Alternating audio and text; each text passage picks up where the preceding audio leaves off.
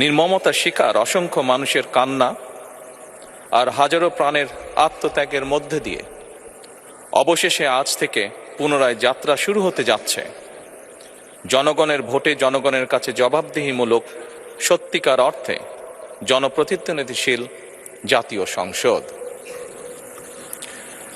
বাংলাদেশের জাতীয় সংসদের রাজনীতির এই ঐতিহাসিক মুহূর্তে আমি আল্লাহর দরবারে শুকরিয়া জানাই, যার অশেষ রহমতে আমরা একটি ন্যায়ভিত্তিক গণতান্ত্রিক মানবিক বাংলাদেশ প্রতিষ্ঠার লক্ষ্যে যাত্রা শুরু করতে পেরেছি।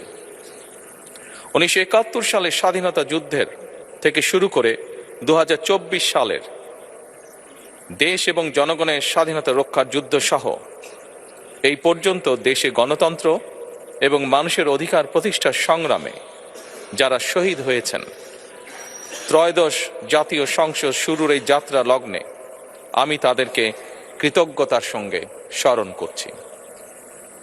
পূর্ববর্তী বক্তার মতো দেখে দেখে পড়েছেন সংসদের রেলর নাম, ভবিষ্যতে না দেখে বলার অভ্যাস করেন। এটা সংসদের রেওয়াজ, যেটি আমাদের সকলেরই মান্য করা উচিত।